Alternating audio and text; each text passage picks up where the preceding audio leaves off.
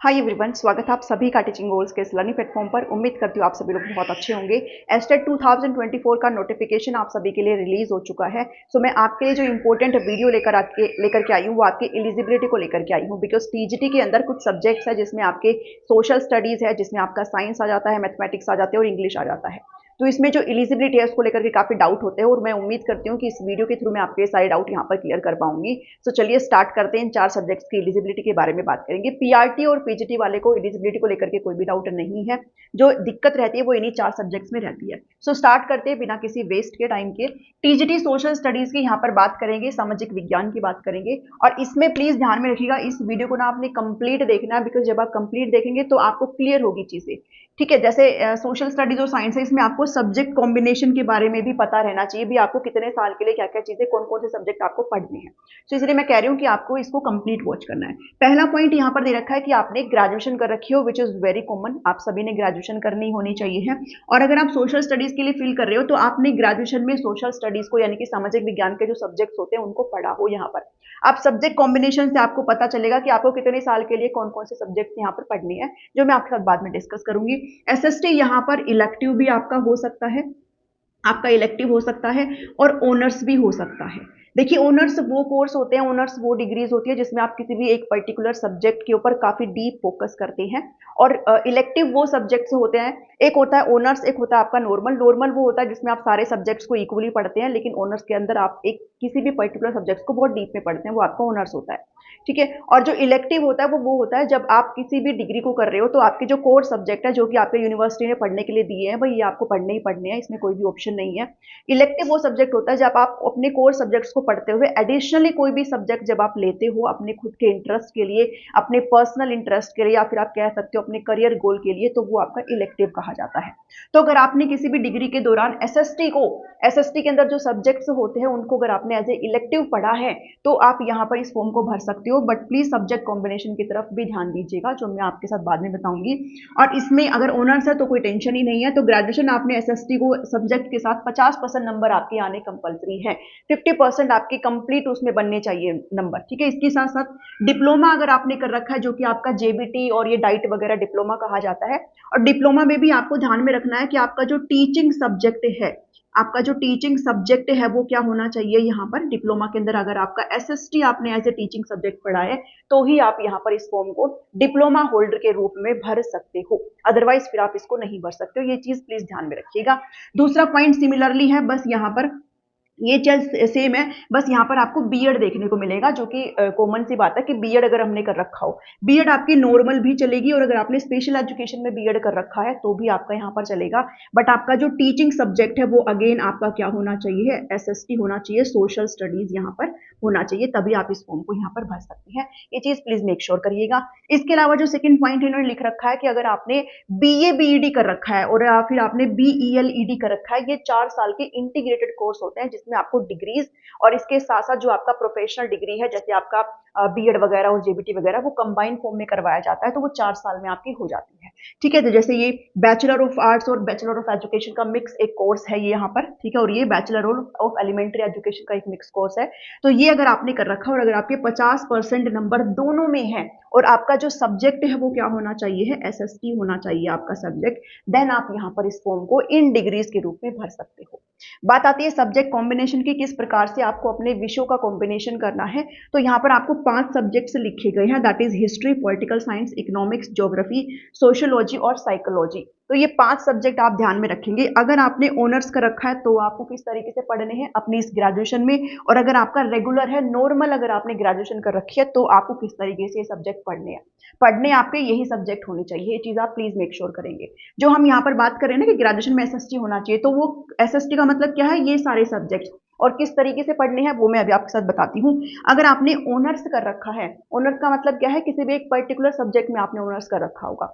Let's say कि आपने history में कर रखा है, कि आप जो है हिस्ट्री ऑनर्स के आप स्टूडेंट रहे हैं, आपने हिस्ट्री ऑनर्स में अपनी डिग्री ले रखी है, तो हिस्ट्री तो हम करेंगे ही करेंगे, हिस्ट्री तो हम करेंगे ही करेंगे।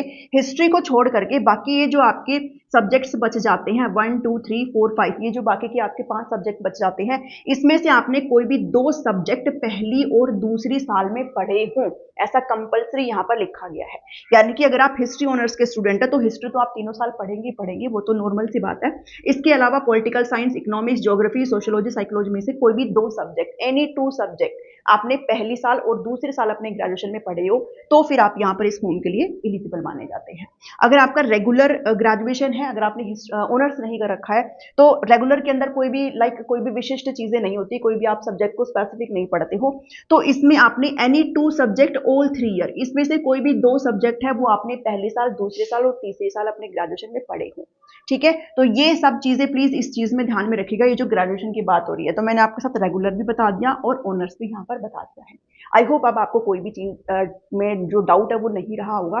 फिर भी अगर रह जाता है तो प्लीज एक बार फिर से इसको देख लेना और उसके बाद फिर आप कमेंट करके मुझसे पूछ सकते हो, बट प्लीज ऐसे डाउट ना पूछेगा जो मैंने इसमें बता रखा हो। ओके, चलिए, ये आपका एसएसटी का है, सब्जेक्ट कॉम्बिनेशन पर ध्यान देंगे। नेक्स्ट जो आपका सब्जेक्ट आ जाता है दैट इज टीजीटी साइंस के बारे में बात करेंगे, बिकॉज इसमें भी आपको 3 सब्जेक्ट्स वगैरह देखने को मिल जाता है। अब यहाँ पर मैंने सिर्फ सब्जेक्ट कॉम्बिनेशन लिखा है क्योंकि बाकी की सारी चीजें हर सब्जेक्ट के लिए सेम है, बिल्कुल सेम है। कि आपने ग्रेजुएशन कर रखा हो, यहाँ पर एसएसटी की जगह साइंस रख लो। ठीक है, साइंस सिलेक्टिव ऑनर्स, ये सब सारी चीजें चलेंगी। 50% नंबर चाहिए। अगर डिप्लोमा में आपका science as a teaching subject है तो आप भर सकते हो एज ए डिप्लोमा होल्डर, और बीएड में अगर आपका साइंस और math as a teaching subject है तो फिर आप यहाँ पर भर सकते हो। ठीक है, साइंस है तो आप यहाँ पर भर सकते हो, मैथमेटिक्स वालों के लिए मैथ होगा तो आप यहाँ पर भर सकते हो। बीएड के अंदर बात हुई है ये। अगेन बीए, बीईडी और बीईएलईडी, इसका जिक्र इन सभी सब्जेक्ट्स के अंदर है। इसमें अगर आपके टीचिंग सब्जेक्ट अगर आपका साइंस है तो आप भर सकते हो, 50% नंबर यहाँ पर कंपलसरी है। अब बात करते हैं सब्जेक्ट कॉम्बिनेशन की, तो यहाँ पर आपको 1 2 3 4 एंड 5 सब्जेक्ट्स यहाँ पर आपको देखने को मिल रहे हैं।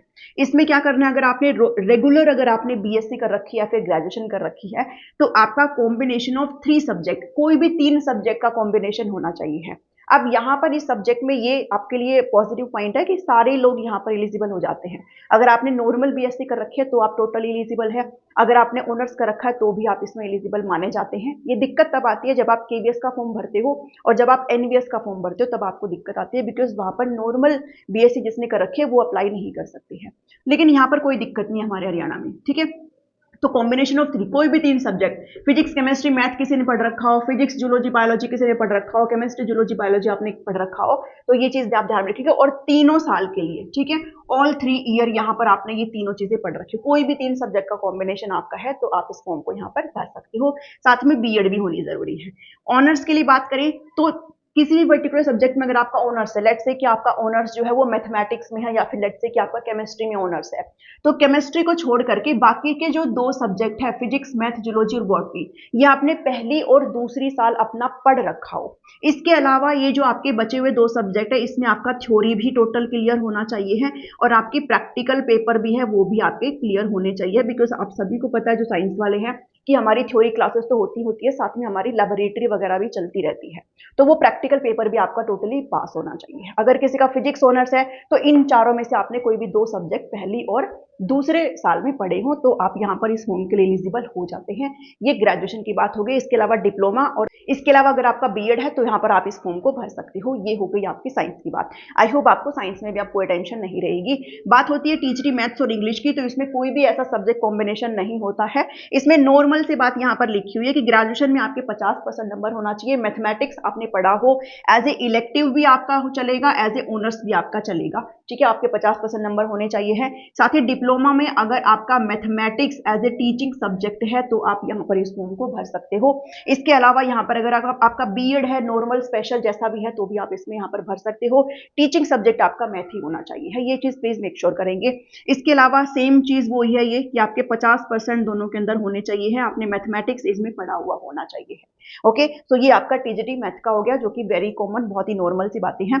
टीजीटी इंग्लिश की बात करें तो इसमें कोई भी दिक्कत नहीं होनी चाहिए। ग्रेजुएशन 50% है, इंग्लिश आपका अगर इलेक्टिव है, कोर है, ऑनर्स है, जो मर्जी आपका है, कंपलसरी है, आप किसी भी फॉर्म में इस फॉर्म को यहाँ पर भर सकते हो इंग्लिश के अंदर ग्रेजुएशन में। साथ ही अगर आपने अपने डिप्लोमा में इंग्लिश को अगर एज ए टीचिंग सब्जेक्ट पढ़ रखा है तो आप यहाँ पर भर सकते हो, डिप्लोमा होल्डर। और अगर बीएड है तो आपका नॉर्मल और स्पेशल दोनों चलेगा, बट आपका टीचिंग सब्जेक्ट जो है वो क्या होना चाहिए, चाहिए है, इंग्लिश होना चाहिए है, ये यहाँ पर बात लिखी हुई है। सो ये 4 सब्जेक्ट की एलिजिबिलिटी थी। आई होप आपको यहाँ पर क्लियर हुई होगी। कोई डाउट अगर इसके अलावा रहता है तो आप कमेंट करके मुझसे पूछ सकते हैं, मैं आपको रिप्लाई करने की पूरी कोशिश करूंगी। जिनको अगर उन डाउट्स का आंसर पता है तो आप एक दूसरे को हेल्प भी कर सकते हैं, बट प्लीज़ इस तरीके से हेल्प ना करें कि किसी के डाउट जो है वो ज़्यादा बढ़ जाए। सो इस वीडियो में इतना ही है। I hope you enjoy the session, आपको ये चीज़ें समझ में आई होगी। इसके अलावा अगर आप मेरे चैनल से जुड़ते हैं तो आपको यहाँ पर एस्टेट जनरल सेक्शन की फ्री प्रिपरेशन देखने को मिलेगी, जिसमें कंप्लीट सीडीपी मैंने आपके साथ विद प्रैक्टिस क्वेश्चन डिस्कस करी हुई है, साथ में हिंदी को कंप्लीट मैंने कर रखा है, और अपनी जो पेडागोजी सीरीज है वो यहाँ पर चली हुई है लैंग्वेज की, हिंदी और इंग्लिश की। मैथमेटिक्स की क्लासेस मैं फिर से आपके लिए रिज्यूम करने वाली हूँ जनरल सेक्शन के लिए, ठीक है। और साथ ही मॉक टेस्ट हम लोग हर संडे को यहाँ पर डिस्कस करते हैं, तो कल भी आपका एक कंप्लीट 90 नंबर का मॉक टेस्ट आपके लिए मैं लेकर के आ रही हूँ। नोट्स अगर चाहिए तो आपको स्क्रीन पर जो नंबर दिखाई दे रहा है इस पर आप व्हाट्सअप करके पेड नोट्स का इन्फॉर्मेशन ले सकते हैं। अभी आपको 100 ऑफ यहाँ पर चला हुआ है, जो कि आज आपकी लास्ट डेट है। सो चलिए मिलती हूँ नेक्स्ट वीडियो में। Thank you, thanks for watching.